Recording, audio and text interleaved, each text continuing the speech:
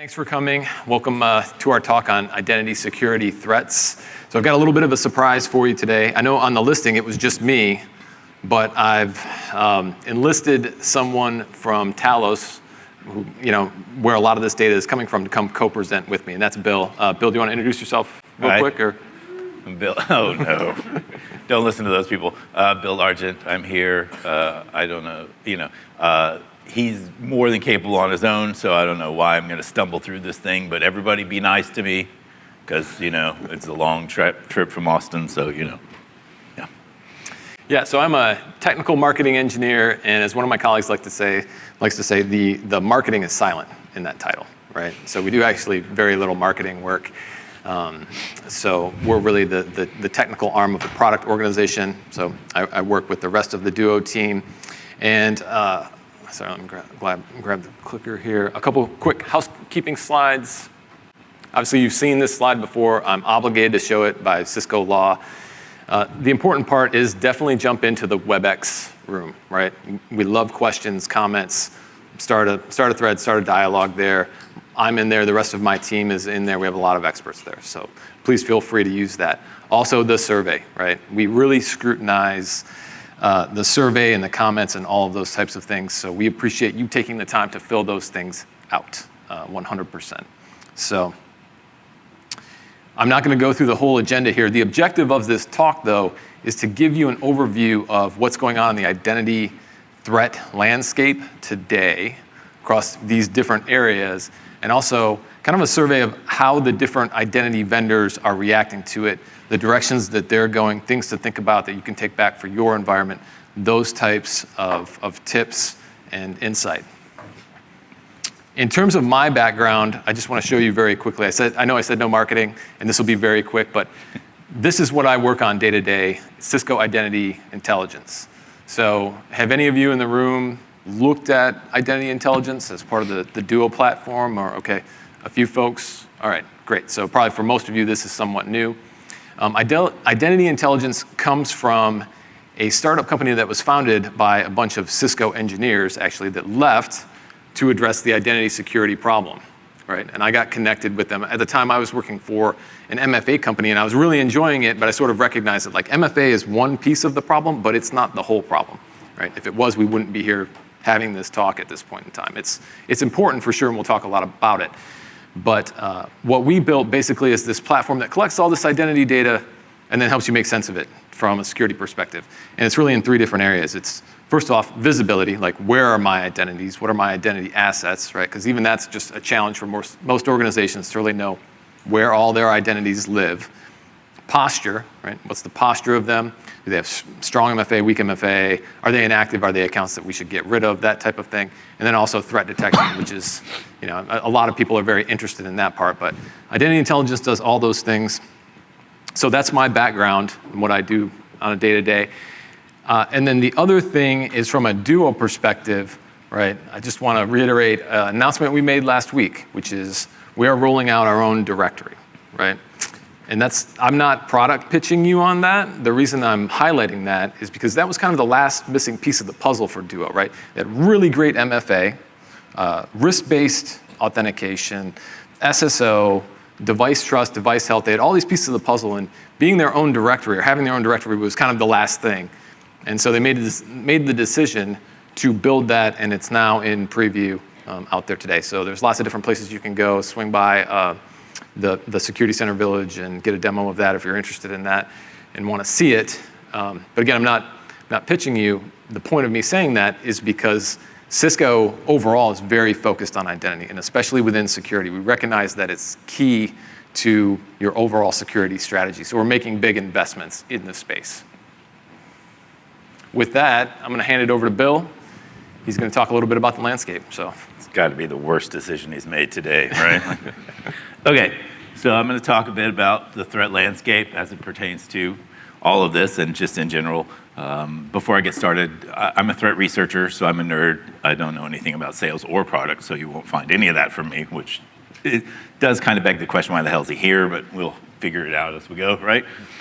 So identity is a massive, massive deal. A lot of what we see going on in the threat landscape evolves over time. And what's been really interesting for me to track is tracking the data that comes in the year in review and then comparing it versus past year in reviews, but then also taking that data and looking at the way that I track threat actors and their behaviors, right? And so you think a lot about how a lot of the bad guy side of the world is kind of mimicking the white hat side, right? So you're like doing whatever and you have your cloud service provider for this or that. They have very similar things in their world, right? So there's a cloud service provider for the bad guys. There's a identity access brokers are huge, and I'm going to get into that tomorrow in my talk, and it's going to be really big, but it's really important because it goes directly to what you're going to hear all day today, and so much cool stuff, right? I mean, this is surprising to no one, right? If that data surprises you, I don't know what's going on, right? This one is the one that always bothers me. There's a lot of stuff in the year in review that bothers me as we go through the data, right? This one is crazy because we always talk about all these like breaking cool stuff and we do all this cool research and then the bad guy's just logging in, right? Like it's not like there was no huge firewall access, they're just logging in. And so this is why this matters. And it's happening. These engagements are crazy. The only stat that's crazier than this to me from the entire year in review is that like 22% of the engagements where IR goes in and gets boots on the ground and starts working with customers, they don't have anything logging to anywhere. So remember I said 22%. So like 1 out of 5 of those people were like, they plugged in these devices that they paid huge money for, and then what? Like it's just like spinning and like probably super hot, like to touch, but beyond that, it's not doing anything, which is terrifying to me. It's not super surprising, but the number bothers me, right? So let's all try to do better. 40%. Now, we're seeing a ton of this, especially in terms of MFA fatigue, as we all know, and especially when they're poorly done and poorly configured. So even a good product is sometimes poorly configured. And then there's bad product that's in clear text. And there's a lot of different things. The other thing that goes hand in hand with this that we see a lot in the world is that we're seeing a lot of EDR and host-based bypass. Like that's one of the number one things that you'll see from threat actors once they gain access. Their number one goal is they gain access, and they do that a bunch of different ways, right? And there's your identity part. And then what they'll do is they'll achieve persistence. It's a fancy way to say they survive a reboot, right? Once they can survive a reboot in your environment, a lot of what they do, well, let's look at it from a defensive standpoint. A lot of what they do is stuff that's done on the network already. And they're doing it using tools that are built in, right? So if they log in, they buy the credentials online, right? So this threat actor didn't even hack in. They bought the credentials from an initial access broker for, say, $4,000, a couple 100,000 logins that are legitimate in your environment, right? They get in and then they leverage, once they achieve persistence, which means to just survive a reboot, then they leverage built-in Windows utilities, Linux too and Unix, but Windows is the bigger player, right? And they build in, and so if you're a junior analyst and you see Adam Jones, who's a junior administrator who has admin rights all over the account, and he is leveraging Mishta or WMI to pull a file down or to uninstall something on this device, how, as a junior analyst, do you expect that person to know that that's malicious behavior? Right? Nothing in that is malicious or even anomalous. You may not even get any kind of alert on that, right? This is whitelisted stuff doing what it does. That's why this is so incredibly important, right? Because there are ways to identify that there are anomalous behaviors in those things. There are time constraints and different things like that, right? But that's why it matters so much, because that next stage is the entire keys to the kingdom. Right? If they gain access, they achieve persistence, and they can install stuff leveraging built-in Windows tools, there's nothing left except the exfiltration part, which is not challenging, especially if you've already got all the access, right? So what does Talos do? Should have talked about this before, but at the same time, I'm having fun. And my enjoyment is what I care about, and that's all. Right. So this is Talos in a nutshell, right? We feed threat intelligence out to all the Cisco security devices, and they feed threat intelligence back to us, right? And so it gives us a massive differentiator and advantage because I don't have to wait for so-and-so to do email research. We have the data, right? Like, so you think of all the different Cisco devices and that global footprint and like the carriers that have it and all those things, right? It's a big deal. And so the massive differentiator here is seeing it once and blocking it everywhere along the way. And so this is how we handle things, especially in terms of like DNS to email to all those things. So that, right, like, so once we're started blocking it on DNS umbrella, I still think of it as OpenDNS because I used OpenDNS for years before we acquired it, right? So it's a challenge for me to ever change, you know? But once we block it there, then we're also blocking it, you know, via outbound spam messages, and so that's there. And then the firewall and IPS, and so all those things kind of mesh together, right? That's really important so that when I block something, you know, and say I blocked 500 domains on, you know, on the command line, our tools team puts it out within 5 minutes out into the world, right? And it goes out to all these different devices and it populates, and so that's why it matters. So that's kind of Talos in a nutshell, and I'll talk a lot more tomorrow morning about all that stuff. How are attackers gaining credentials, right? I talked about initial access brokers, and it is huge. That's the IABs down there, right? There's dormant accounts. That's a really big one because a lot of orgs are overworked, underpaid, and then as you have people let go, quit, rotate these accounts, and then sometimes those people, especially engineering and stuff, have created sub-accounts and stuff like that. And so there's a lot of little things going on. And so you'll see a lot of like big famous hacks that happened that were really just dormant accounts. It wasn't like some fancy thing. They just logged in using Steve's account, and Steve's been gone for 6 months, right? Or 6 years, you never know. Brute force still happens. If you look at any edge devices, you'll see it all the time. Info stealers are huge, especially in terms of pirated software still. As crazy as it is to me, people still install cracked software, and then, I mean, so many of them are just, it will work for whatever you want it to do, whether it be a game or a video or whatever, but it's got an info stealer going on as well. And then stolen credentials. Social engineering is massive, right? So in the year in review, the ones that you see that are boxed there, and if you have, you all have the PDF so that y'all can look at these kind of slides that are important but harder to see from far away. Don't kill your eyes. The ones that are kind of in the square boxes are all identity related, and you can see how many of them there are in the top events for the year, right? Which really tells you how important this conversation is, right? Like, that's not, there's no smoke and mirrors and we're not making anything up. This is legitimately how much traffic is going on that's identity related. It's all right there, right? So business email compromise is huge. Does anyone have a wild guess as to why it's gone up so extremely? It's a quiet crowd. Man. So it's LLMs, right? Like, it's LLMs. I'll have an example for you tomorrow, but yeah, it's LLMs. It changes the language barrier for one, and for another, it's just quite easy to do. So this is what they call in the biz a hook. And tomorrow I give an example where I give myself 1 minute to research a person and 1 minute to create a spam message, and then I show you the spam message. It's pretty great. If I give myself 4 minutes, I can also create a website that stood up that looks just like the one that you were going to go to. So yeah, business email compromise way up, right? Again, it ties directly in to everything that we're going to hear today, right?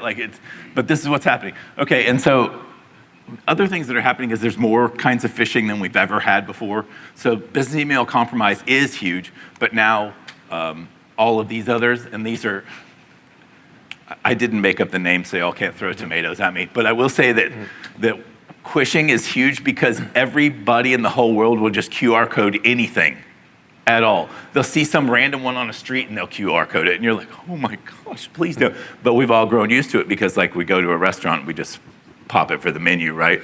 But I could tape anything over that menu and add scripts root your phone. It's really easy. It's terrifying. Vishing is the name, and I don't know who the hell came up with that name, but that's essentially just getting social engineered on the phone. Huge again, right?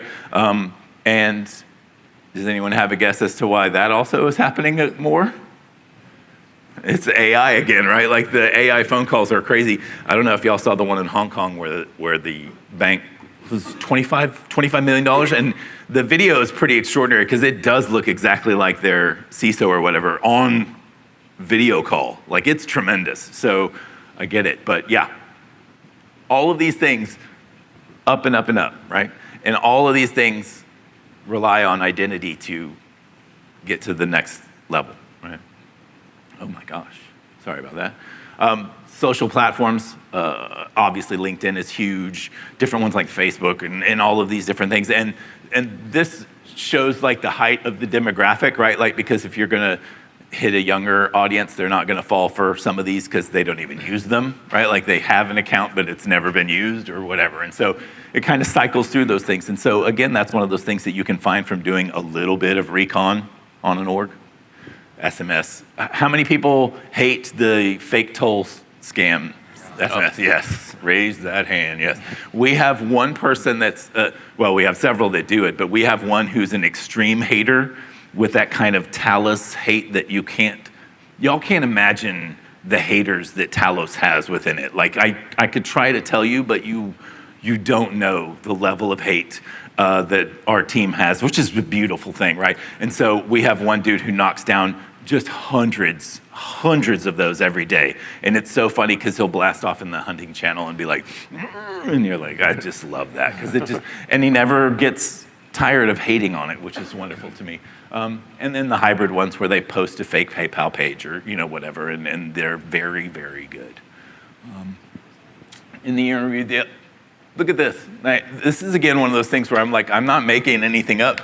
In the engagement, 69% of those engagement had valid accounts, right? And it gets back to not killing off accounts for when people roll off, and it also gets to how many people reuse a password that's owned from their personal email or whatever, and they reuse it in a corporate environment, which we all know too well about that.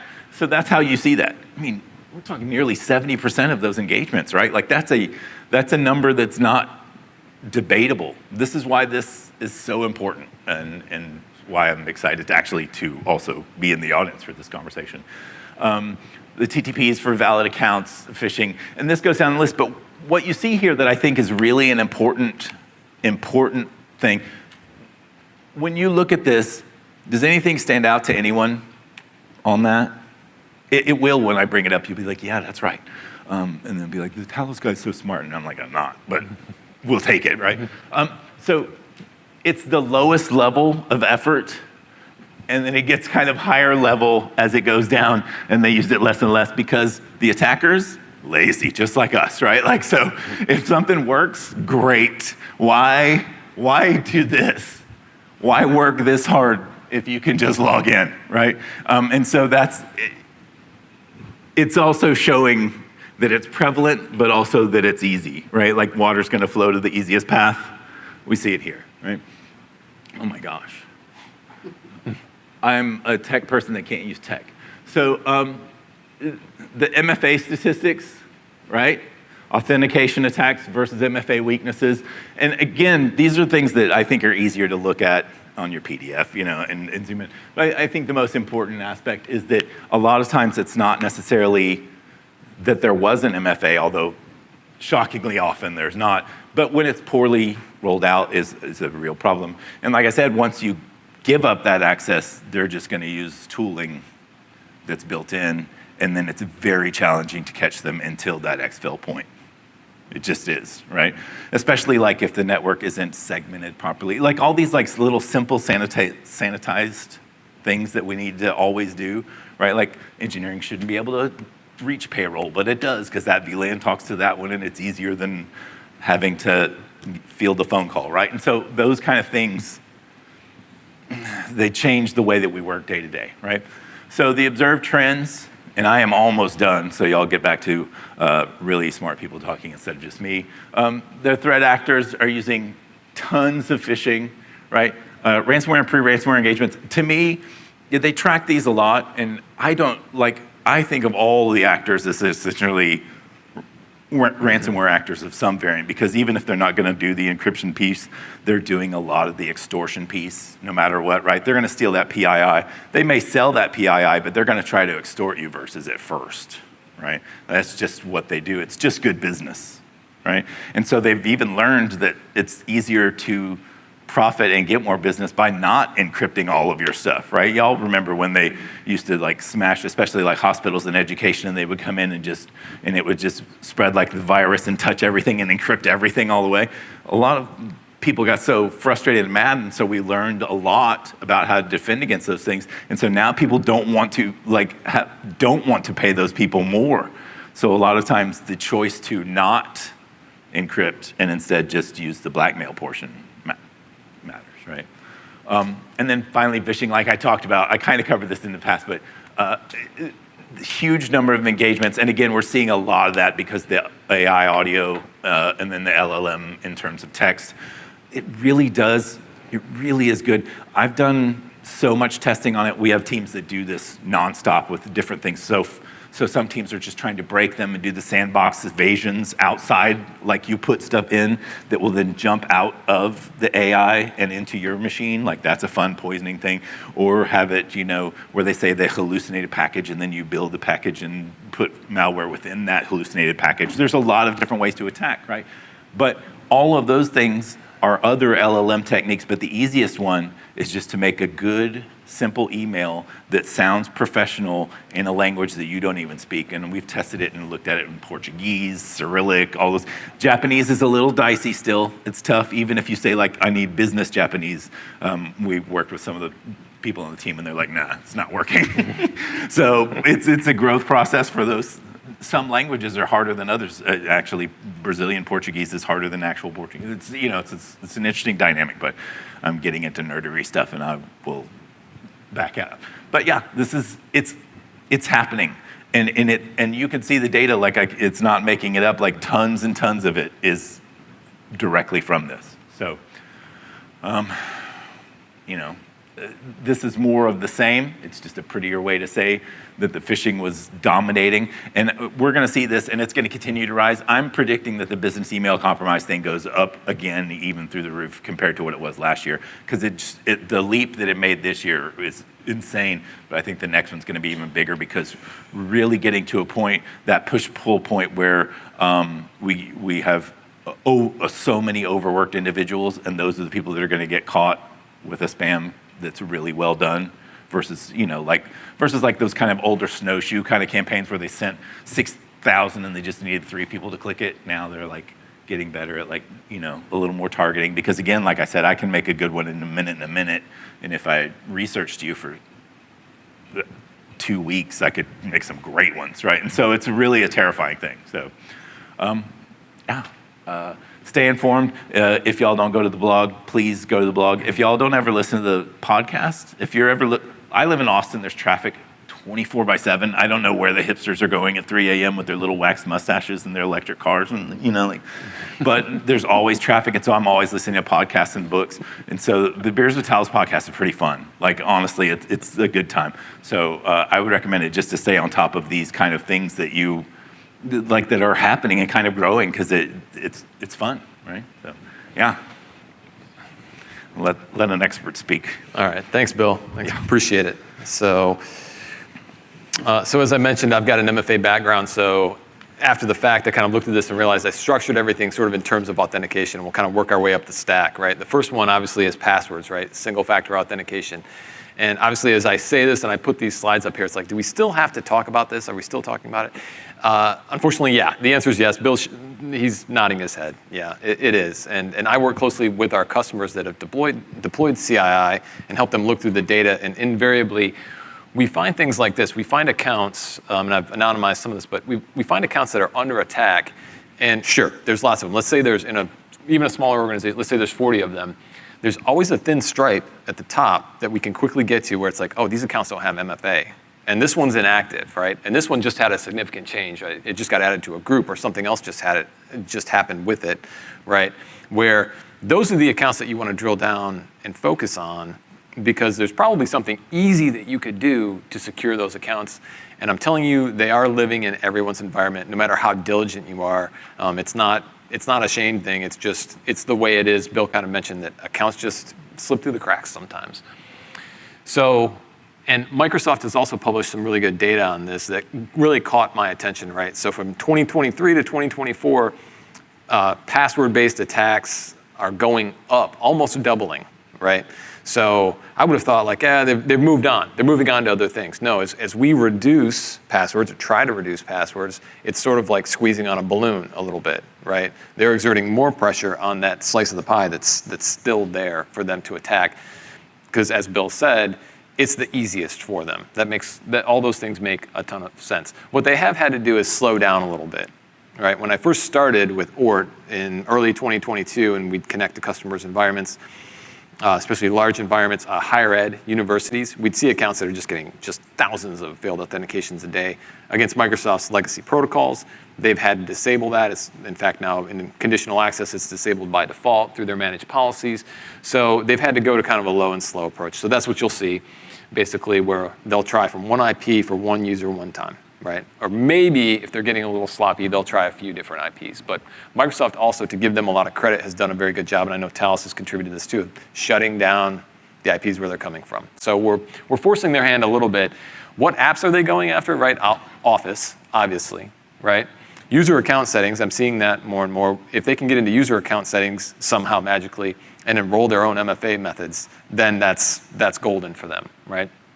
And then I called this one errors and omissions. It's more like the obscure things, right? CLI, PowerShell, things that either have traditionally been hard to put behind MFA or kind of live in the shadows of IT and don't get thought about all that much. So that's what we consistently see here. I'm probably standing in front of it, but. And then location, Cisco has you all probably, many of you are networkers, you know this by heart, right? Obviously, they're going to try from everywhere, but if you're a US-based organization, some of those attempts are going to come from inside the US, right? Because they want to get around, if you are using like blocked countries or blocked IP addresses, those types of things, they want to try and get around that. They're going to use personal VPNs or commercial VPNs, residential proxies, and hosting providers as well too. We see account compromises coming from kind of like mom and pop sort of hosting providers, something in Iowa, and nothing against Iowa, I'm sorry, but like just, who is this really, right? So those types of things definitely happen. Moving up the stack a little bit, if we look at some of the weaker forms of authentication, I think the takeaway here, I think everyone's really familiar with SMS, email, phone call, all of these things, and the effort to try and get rid of them in their environments. The main thing, and this is my own opinion, right? OTP is really moving down, right? It's really below the line at this point in time in terms of, it's not phishing resistant, and then also the user experience, frankly, is horrible, right? So my boss, Aaron, who's sitting in the back, probably judging me ferociously right now. Shaking his head. He, in our longer tectorial session on Sunday, he actually put up a demo of one of his authenticator apps and was just scrolling through all the apps and then the process to go through and get them. You all know what I'm talking about. It's pretty brutal, right? So the key takeaways here, yes, they're ramping up their efforts in this space, right? So we can't take our eyes off of it, even though we'd really like to. And I emphasize the word here together because I think when you still have apps or slices of your environment that are either behind single-factor auth or using weak MFA just because you have to, right, even though you don't want to, and I put it in green there from a Duo perspective, like we've got to help. We've got to help you come up with solutions. And I was really encouraged by Duo creating and releasing a desktop authenticator app earlier this year. And you may be sitting there going, why, what's the big deal, right? Well, it's to help deal with those frontline use cases, right? We can't forget about those things and just, as I'm going to say later in the deck, like, oh, everybody goes straight to passwordless. It's not that simple, and we get that. So, and again, keep monitoring, keep looking for weak spots in your particular environment based on your policies. It's not a one-size-fits-all in terms of where those specific things live. Talking about push for just a second as well, too, right? We all think we know push. Again, I would think, because of enhancements and things that we'll talk about, like, oh, push fatigue or push bombing, that should be going down, right? I don't think it is. No, it's really not, right? They're still continuing to try it.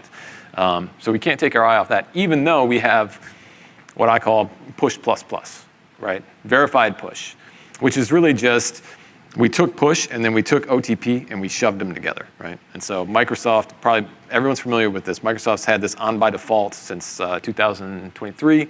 You can't turn it off, right? Duo gives a little bit more flexibility. You can adjust the settings with it. So we have that, and what I'm seeing with my customers, like, okay, all right, we'll do away with the weak MFA. We'll get everybody to the Authenticator app, right? Even some of our frontline employees, right? If you're retail or something like that, and then kind of breathe a sigh of relief. The attackers are not going to stop. They're going to go to what Bill already talked about in terms of social engineering, right? Phishing, smishing, anything else they can get around, use to get around that verified push, right? So that's where, unfortunately, and I didn't even want to put it on the slide, but we need to consider, right, take an additional look at our security awareness training, unfortunately, right? I hate saying that. Like, I'm a technologist. I want to think that we can come up with a technical solution to this. Not that there aren't, but if we're using this particular technology and we know that they're going to start trying to social engineer our users to get around a verified push, unfortunately, we have to train them. And we have to train them in what I thought about was kind of, and you tell me if it's a good analogy, reverse zero trust. We're training them not to trust us, basically. We've been not trusting them with zero trust for a while, right? And rightly so, right? Or rightly or wrongly so. We need to trust them, not to trust us. And it's kind of sad too. It's frankly, sad commentary. But I mentioned passwordless, right? So that's the next step up, right? Stronger authentication. Actually, before I get into this, sorry, let me back up for just a second. How many folks in the room, your organization has deployed some passwordless, any sort of passwordless? A few hands. I was expecting more hands. I'm not gonna lie, I was expecting more. So, but, and it was a very tepid, like, you don't love it. That's okay, I get it. So 4 or 5 years ago when I was at an MFA company, I started to really learn about FIDO2 authentication and how it works under the covers and all the cryptography behind it. I was at the peak of enthusiasm. I was like, yes, we got to go with this as hard as we possibly can, right? And I still have some of that enthusiasm, but there was a couple things. The first one we knew from the get-go, right, is that there was going to be a long tail of legacy authentication, legacy apps that were going to be hard to put behind modern auth, right? Now, hopefully we'll see more development in this. I'm looking at my fellow Duo product managers to try and enable more MFA in front of legacy applications and legacy protocols, right? I think we should address that because I liken it a little bit to getting off of on-prem Active Directory. It's going to take a long time, right? And we've got to do something in the interim. So even if it's a stopgap measure. The other thing with passkeys, I didn't necessarily see coming, right? 4 or 5 years ago, everyone who was a big FIDO2 advocate, most of us anyway, were like, hey, you can't, one of the number one rules of PKI is you can't export the private key, right? You do not want that floating around. That was like rule 0. I'm not really a PKI guy, and I knew that. And then Apple was like, well, we're going to do it anyway, right? They just jumped in and sort of made the decision for everybody that we're going to do syncable passkeys and we're going to be able to sync them to iCloud and so on and so forth. So that's out there now in the wild. And frankly, the user experience has not caught up. Right now we've got passkey proliferation. Did I register this on my phone, on my security key, on my laptop? Where is it? Those types of things, those challenges. So that's got to catch up. I say that, and it all sounds very pessimistic, but even Microsoft is saying, and it's in their best interest, obviously, but like start somewhere. Find a segment of your population that you can go passwordless and just get a stake in the ground with those users or those use cases.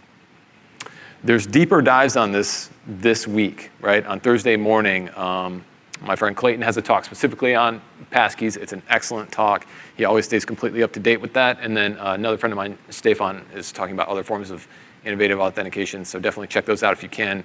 I will be there as well. So where are we? I just kind of ran through very quickly all those different forms of authentication and what's going on in the state of the union with those things, right? We're sort of over here on the left-hand side. I do disagree a little bit with verified push being, I think that's more MFA 2.5, but again, I've already given that a hard time. But if we've got strong authentication, right, where are the attackers going to go? They're going to go after the identity lifecycle, right? So if authentication is the day-to-day use by the end user, there's more to it than that. There's the account provisioning, and then there's an enrollment phase, right, where there may be enrolling factors, and then there's day-to-day use, but then there's also this thing for self-service and account recovery when bad things happen with the end user, and then there's obviously deprovisioning. If we leave out the provisioning and deprovisioning piece, right, that's more in the governance and administration space, and we have strong authentication in the middle, then we've got to look at the other pieces that we haven't looked at yet, right? And there's numbers that really bear this out. So ESG did a survey last year, 34% of the respondents said they had had an account compromise come in via their help desk, right? I think that number is pretty accurate, actually, based on the customers that I work with. They've had account compromises. In one case, they were compromised twice because they were like, okay, we've got to fix this. They changed their procedures, and then they hired somebody new, and they were working off an old script or an old procedure, and they got compromised again, right? So it's not easy. I don't say that to say it's easy. This other number up here, 98% from our colleagues at Splunk, right? I had to dive into that one a little bit. They did define it very broadly as any mechanism or technique to trick an end user, right? But still, if it's actually 98%, that's both kind of terrifying and unbelievable, right? So what do you do with that, right? If they're attacking those areas? Well, one thing is look at the factor enrollment anomalies, right? Start scrutinizing those. If attackers are trying to get in and enroll their own factors, look for things where like, hey, this user is usually on iOS 18 and all of a sudden they've dropped down to a lower level. Why? People don't typically do that, right? Or like, hey, they were on an iPhone and all of a sudden they've enrolled an Android phone. Like nobody does that. That's like a cry for help, right? I think.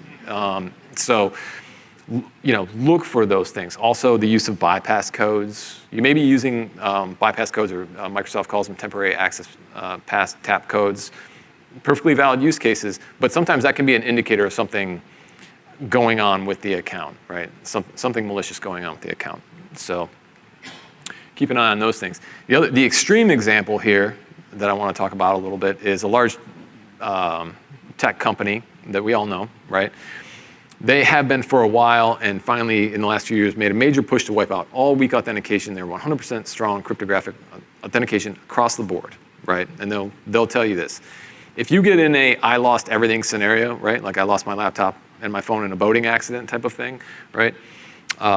Then you have to do a live video chat with your manager, basically, or someone above them. And then they will initiate the process after they've seen you on the screen and be like, yeah, this is this person. They screwed up or they're in a bad spot. Then they'll initiate the recovery process to get you to enroll a new strong factor some kind of way. So that's the extreme example, right? And actually, I say that, but after thinking about it, my wife, who is an attorney, right, and their organization uses Duo, they can't enroll their own factors either, right? And I don't know if that's more from a just end user expertise perspective, but she's really hard on phones.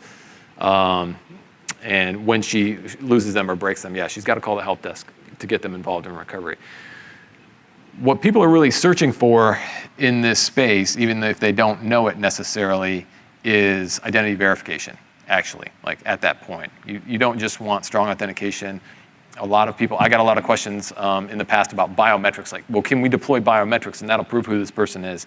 And biometrics, unfortunately, don't get all of the way there, right? Therefore, authentication, identity verification is something different. And NIST has done a good job with this kind of delineating it, right? That's what you really want. But the good news is the market is responding to this need, right? And Duo is one of those things, or one of those platforms where we've announced basically identity verification in private preview within our platform. We're working with our first partner, Persona. They're here. So if you want to kind of learn more about this and understand more, I'd definitely go either come talk to us or come talk to Persona and understand how identity verification can fit into these different scenarios to kind of strengthen those processes. And we're going to be pursuing kind of a BYO model, right? So if you've got your own identity verification vendor and they've got APIs, like we want to be able to work with a broad range of different vendors in that space, right? So quick recap, obviously, look at your account lifecycle processes, try to harden them.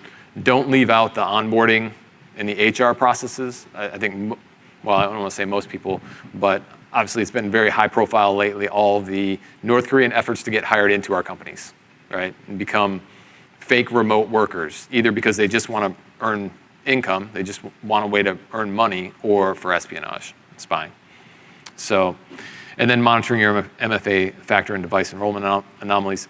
That, again, is going to really be specific to your organization. I think CII, our product, we've done some work. I think we have more work to do in that space. Or if you're, for instance, a Splunk shop or wherever you do your data mining, start looking for those things. So that's the life cycle. Let's talk about the protocols a little bit, right? So first one, SAML. I won't walk through this whole SAML authentication process. Probably most people are at least somewhat, even if you're in the networking space, you've heard of it. You get that this is basically, an authentication federation where an IDP can authenticate a user for some web app that it has a trust relationship with, right? The important part for our talk is that the bottom of this, at the end of it, right, the app's sending back cookies to the user to say, here, you can access my application for a period of time. And if you continue accessing it, you can refresh these cookies and just go on and so forth, right? That's essentially what the user gets back. More modern protocols like OAuth and OIDC that ride on top of it effectively do really the same thing. They do it a little better and a little easier and more flexibly, but in the end, you get a JSON Web Token or JWT or JOT. The end user gets that back that says, yes, you've been fully verified and you can continue accessing this resource. Right? Those are a couple of the protocols. If you want to learn more about those, my boss Aaron did a talk yesterday morning. If you weren't in it, definitely go watch the replay because he goes into much more detail about all of these different things. It's modern auth for networking. It's a great session. He gets a lot of really positive feedback on that. So definitely check that out. I'm not saying that just because he's here, by the way. Yeah, he actually was really here. Yeah. But I was definitely dropping a lot of hints there, right? If we've got cookies, if we've got tokens flying around, right? Those are things that just by their name alone, the attackers want to steal them, right? And they do. So let's talk a little bit about session token theft. It actually goes by many names. It's kind of evolving, but we haven't really standardized. There's session hijacking, cookie theft, session token theft. MFA bypass, I think, is really broad. Every time I go to read an article about MFA bypass, I really have to dig into the details and be like, what did you mean by that exactly? So I have a few issues with that particular term, but it is on the rise, right? Like Bill said, it's going up and to the right. Microsoft has reported a 2x increase in their most recent threat intelligence report from last year. They reported 39,000 token incidents, whatever that means to them, right? Token incidents, either somebody trying to steal a token or did steal a token per day, right? Which, I don't know, it kind of seems like a lot, but when you think about it compared to the previous statistic that I was talking about with passwords and 7,000 attacks per second, this is sort of a drop in the bucket. But it's getting a lot of attention, and I think the reason why is because if you go back to that authentication flow, it's like, we may have done our jobs perfect, right, on the authentication side. They could be using strong authentication or FIDO or something like that. In the end, they still get a token back. If the adversary gets that token, they're in, right? And all our hard work really goes out the window. So it's really, these types of attacks are sort of devastating or deflating, right? So I think they're getting a lot of attention in the market, right? There's two flavors here. They both suck, right? One is adversary in the middle, and again, that's kind of the star that gets a lot of attention, especially from the networking folks, because you're proxying the traffic. It's very technical in terms of how it's done. It's very stealth, those types of things. But Bill already mentioned the other one, which is info stealers, right? And malware, basically. And even though adversary in the middle is also on the rise, and they'll continue to try and find ways to do that, I think the malware and the info stealer one, kind of the run rate one, is the one that's going to catch us from behind potentially. I hope not, but. And I think it goes to like the level of effort, right? So one is more nation state kind of savvy, attacker in the middle.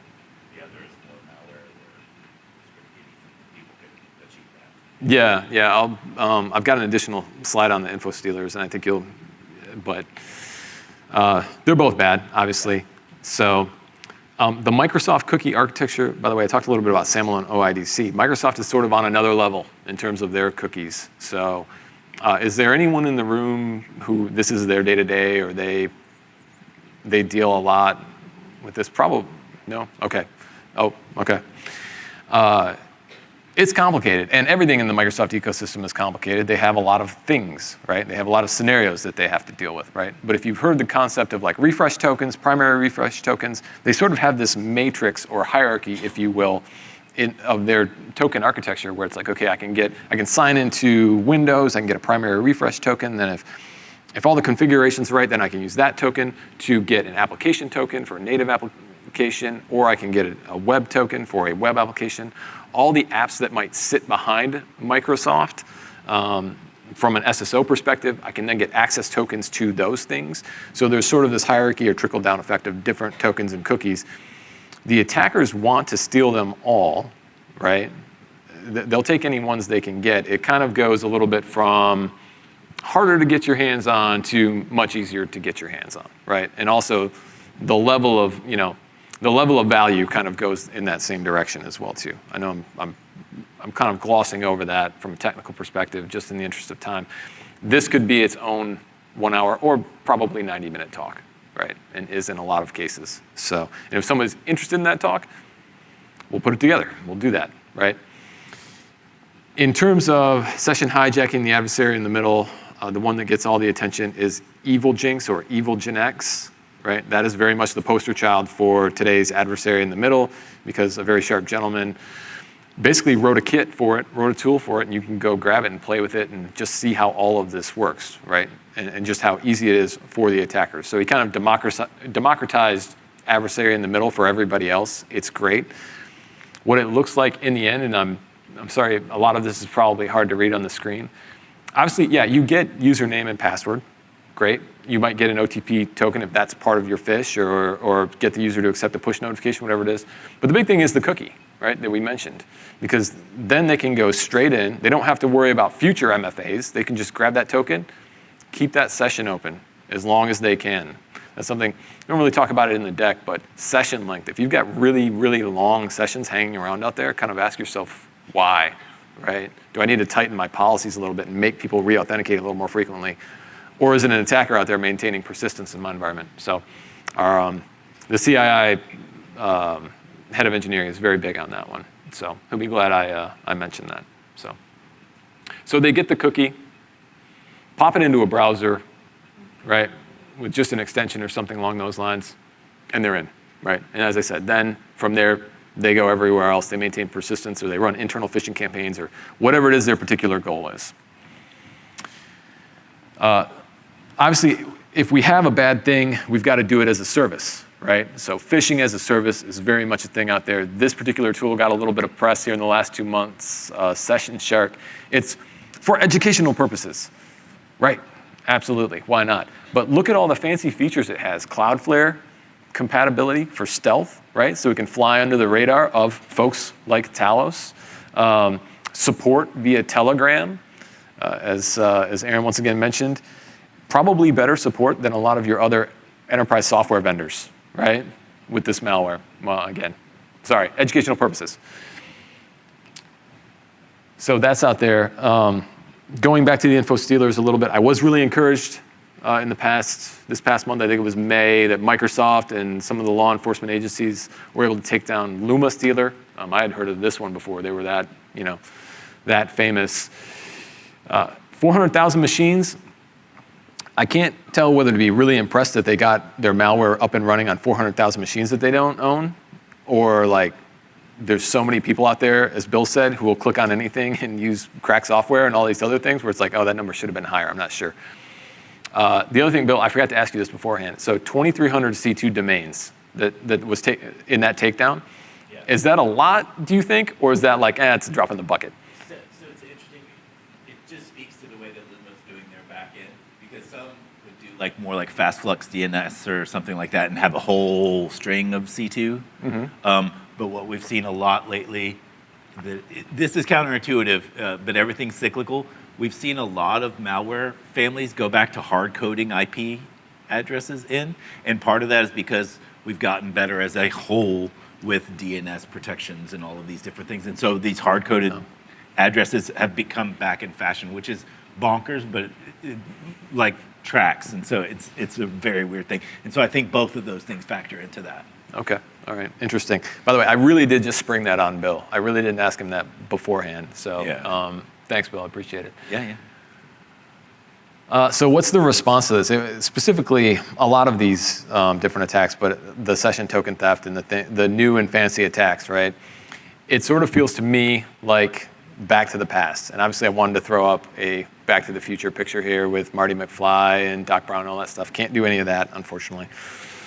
Couldn't even AI it. Like, you would know what it is. But I was in a meeting earlier this year, I think it was around the March time frame, where a CIO summed it up really well. He's like, I feel like we're back in the early 2000s, right? You're telling me all of these different things about protecting my identities and Cisco security as a whole, and a lot of it hinges on the endpoint and the device, right?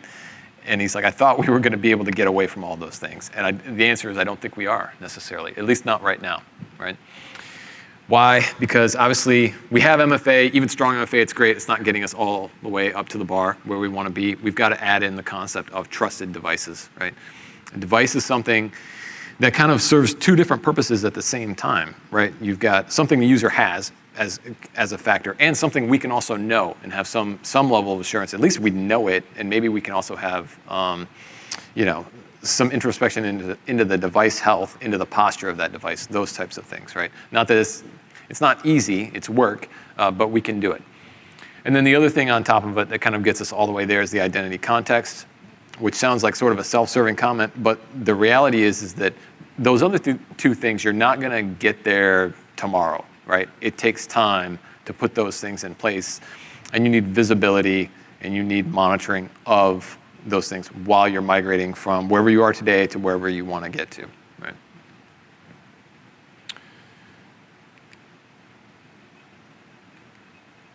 Sorry, there's a little bit of lag with the clicker. Yeah, so again, this is not going to be terribly new for any of the networking folks. What device health gets us is the ability to make smarter decisions in terms of access, right? If you're an unmanaged device, you can't have access to these resources. Maybe you can't have access to any resources. We've seen customers definitely, and it's usually after some level of compromise that they've had to publicly disclose, we're not letting anybody in from an unmanaged device, from something that we don't own. Cisco is in that bucket, right? That's how we operate. Everything's got to be on a device that we know, right? So Microsoft, for their part, has put out a couple of very good, very lengthy articles. First on the thing that I was talking about earlier, like their concept of tokens and their ecosystem, right? And then also how to protect those tokens. And this is taken out of their token protection article, right? This is how they decided to sort of categorize things. I personally would have preferred it if they broke it down a little bit more in terms of maybe a framework that we're more familiar with, or just said like, hey, these are authentication-based, these are device-based controls, these are network-based controls or something. But we can kind of go through here and pick out the things that we know, right? Phishing-resistant authentication, device-based conditional access, what I just said, devices that you know and only allowing access from those things. And then, as we've already talked about, if you can do IP block listing in your environment, and I do see a fair number of Microsoft customers do this or try to implement this as best they can, those are some pretty kind of bread and butter things that you can do, right? Other things like device code flow and continuous access evaluation, I've got slides on those. We'll talk about those in just a little bit. This is sort of the newer one, their token protection, or you can think of it as sort of token binding. It's a little bit, it's new, right? So they've rolled that out. It's in preview right now. We'll talk about it. And then global secure access. Basically, that's just ZTNA, right? That's saying, hey, you can't get to this application anywhere except if you're connected into my private network, my ZTNA solution, right? In this case, it's theirs, but whoever you want to use, right? Okta, I've got to say a little bit about Okta quickly.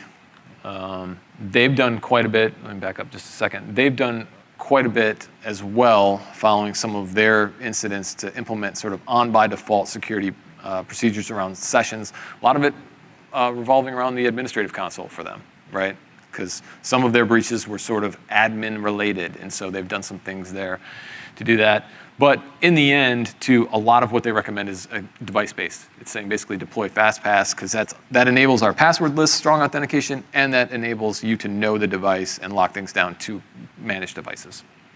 So I did have to include this. So after Okta rolled some of these out, there was some good back and forth in the market about the analysis of these things. And I say that because I think it's good that companies go out and really inspect these things and try and figure out how effective are they, right? So it was just me. I personally enjoyed this. The end game was that they're trying to cover the common use cases. Can you still figure out ways around some of these things? Yes, you can. Like in the one case, the person, Evil Jinx, out of the box, when you just go grab it off GitHub, can't phish Okta. But if you make a few modifications, if you know how to write code or you know how to chat GPT it, you can get it to phish Okta, right? It just requires some additional things around and I always say it backwards, but cross-origin resource sharing and those types of things to be able to handle those scenarios. Token protection, which I mentioned that we were going to talk about from Microsoft. This is in preview, right? This is effectively token binding. If you've got a managed or registered device, then we've got access to the TPM, and we can sign those tokens and protect them in that route. Makes a lot of sense. Harder to do in practice, and the way you know that is by the list of apps that are supported, right? Only the native OneDrive, native Teams, and another handful of, with the exception of like some PowerShell and things like that, sort of kind of obscure stuff, right? So the coverage is very limited at this point in time. But you can go out and turn this on with conditional access policies and start trying it out. You can do it in report-only mode and just see how it's going to work in your environment. We'll see where they go with this in the future, how much more they can do with it. This was encouraging for me, Google jumping in, right? So there's a lot of situations, and this is editorial, but a lot of situations where we'd like to see Google do more, right? Like, hey, you have the #1 browser in the world, right? Do more. They are, right? They're doing device-bound session credentials, where again, take Chrome and start encrypting cookies or binding cookies with a TPM for devices that have it, right? That's awesome. The thing is, two things. One is application providers have to pick this up and implement it in their products, right? And I think for most app providers, security is not your top priority, right, necessarily. So collectively, I think we're going to have to figure out how to pressure application providers to pick this up and implement it, right? Because this really does solve a last mile problem around the application session cookies, right?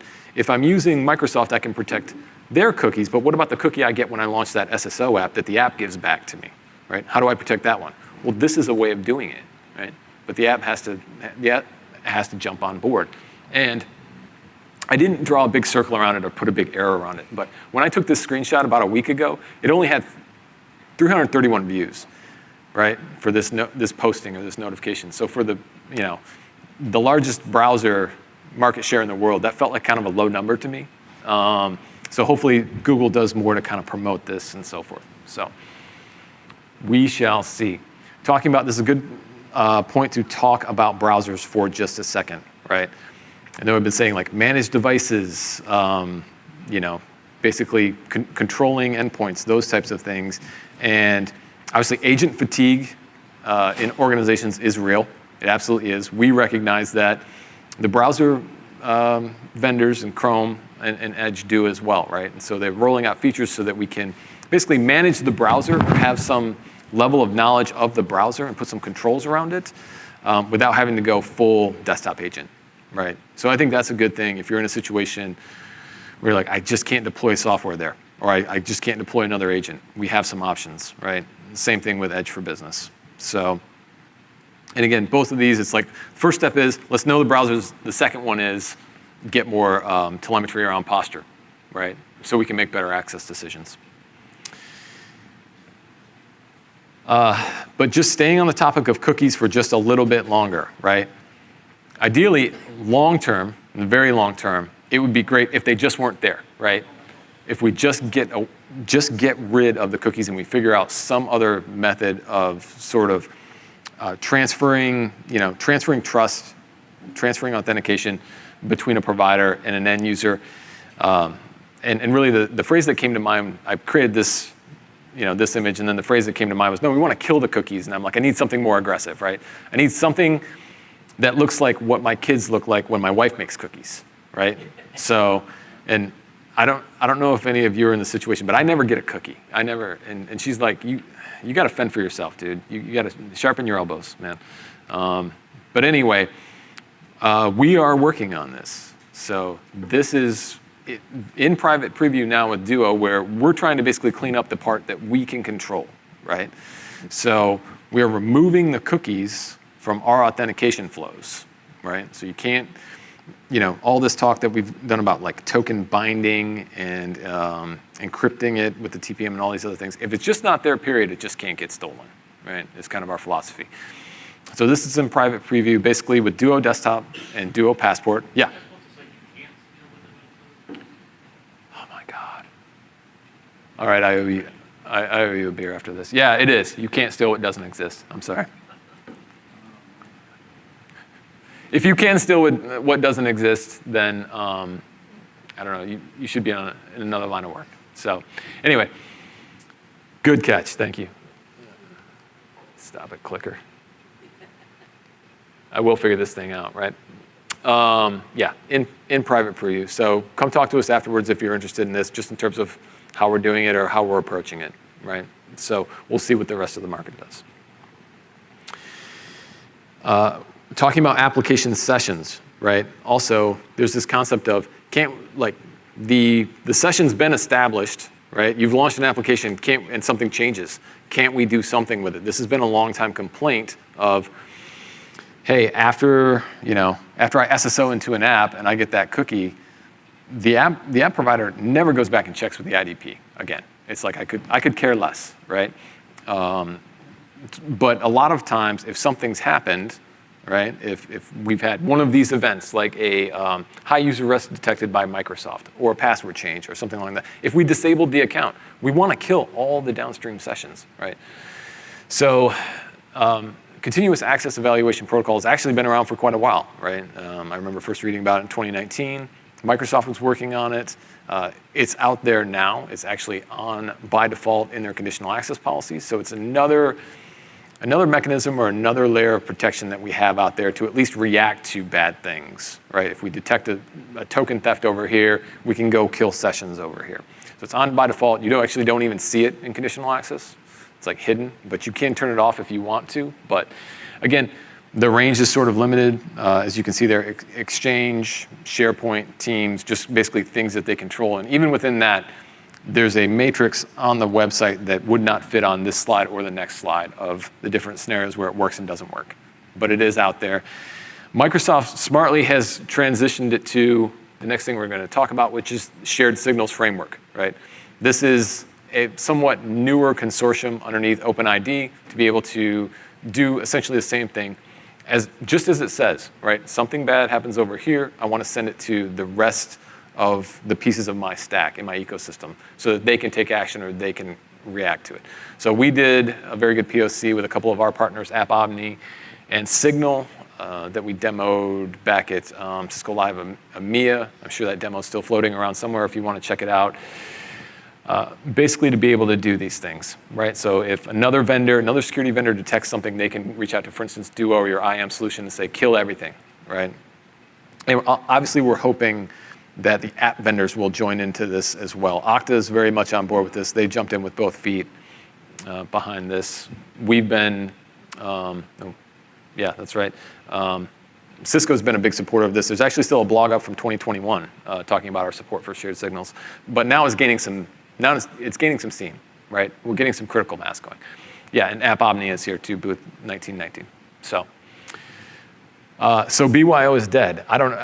You have to tell me. I think it's definitely on life support at this point in time, based on what I'm seeing with our customers that are kind of killing off unmanaged devices, right? Or at least putting a lot of scrutiny on it. And the market, or I say the identity providers and the security providers are basically putting all their chips in on the device in terms of how to get a fence around or how to get a box around some of these more sophisticated attacks with session tokens. So it's really just kind of prepare yourself for that. So I got one more topic to talk about, and this is kind of like a personal pet topic of mine. This is OAuth abuse, right? So attackers are pivoting to authorization to try and either get in or maintain persistence, right? And this is one area too where I think Microsoft maybe has some catching up to do, right? In terms of users being able to take their corporate Microsoft account and go give consent or give authorization to some application out there that may or may not be, legit or not. The default for now, we'll see if they change this, is consent to any apps, right? They can do, it's the Wild West. They can do whatever they want. So definitely, if I'm an attacker, they're going to try and get you, be like, here, yes, use this knockoff PDF editor or something like this and consent to it. And users don't look at these things at all unless you're like us, right? Security professionals. But they're going to give you read-write access to your inbox, read-write access to your OneDrive, all of these different permissions, right? Luckily, I will say Microsoft does give you good auditing and logging on this, so you can go find these things in your environment, right? And we have a detection for it. I've been lobbying actually for stronger detections around this because we do see it with compromised accounts. As I said, it's also a persistence mechanism. If I phish your account, then I take it and I go consent to my own malicious application. Even if you reset the password, reset the MFA, do all these other things, I still have my OAuth permissions. I still have access. So it's really good for them. It also puts sort of non-human accounts and application-based identities in the crosshairs, right? And I think that's one trend that we're going to see. I could be wrong, but attackers going after non-human identities. They've already been after service accounts, but these are things actually that even fly under the radar of that somewhat for people who aren't living it day to day, right? An application in Microsoft has a service principal. It's basically an identity. It has a client ID, and you can create keys for it, which are essentially passwords, right? And then it has permissions to other things. So we have to focus, unfortunately, on those. We have to bring that into the scope of what we're looking at, right? So a good example of this was the Midnight Blizzard compromise of Microsoft, which they've talked about very publicly, but you can kind of see it in action there where an attacker basically like password sprayed their way into a nothing dev account, but that dev account had effectively OAuth permissions via an application to their prod, and that was their door in, right? So even though the account and the tenant that they compromised was useless, that's how they got somewhere with it. That's why we have to pay attention to it. There's also device code flow. I mentioned that previously as well too. This is one of these like usability versus security things, right? It's like, hey, if you can't sign into this IoT device or this smart device via normal Microsoft authentication flow, here's a code, take that code. It's just like Netflix, right? Take this code and go sign in on another device. Well, this exists in Microsoft, and it was starting to be exploited extremely heavily until February, March timeframe or whatever. Microsoft blocked it by default. So good for them on that one, right? It's a Microsoft managed default conditional access policy. It's kind of like we don't need to worry about it anymore for the most part unless you want to use it. In that case, lock it down. Why am I even telling you about it though? It's because we have to keep our eye on these protocols. They're going after the attackers are going after the protocols, and any new feature that we implement or Microsoft implements for usability, they're going to go after. So looking ahead, I was going to have more to say here, and then I was told, like, wait just a little bit, but I think there's going to be stronger collaboration between Bill's team and my team, right? So only good things to come there. Obviously, Talos is sitting on a wealth of information from the work that they do, but so is Duo, right? We have 120,000 customers or something like that, and we have all this identity data, and we publish our own findings. We have a trusted access report that we put out annually as well around trends. We're going to be working more closely together, so stay tuned for that. I'm excited. Bill sort of mentioned all of the intelligence that they have, their quarterly trends, their year in review. Definitely leverage that. They have a podcast with beer in the name, right? It's like you had me at beer. Definitely. So everything they do is extremely well done. That being said, again, we'd love your feedback. Anything we can improve, right? We take it very seriously. We look at it very, very closely. And then I already mentioned there's more sessions on identity. You can tell by the number of sessions. Let me get to the next slide. You can tell by the number of sessions that are identity related here that the level of focus that Cisco is putting into this, right? I know there's tons and tons of sessions, but this number is only going up and up and up. So with that, thank you. Really appreciate you coming. If you have any questions, we've got a little bit of time left here at the end, so feel free to either ask or if you want to just come up afterwards. We can chat for a little bit, but yeah, thank you very much. Appreciate it.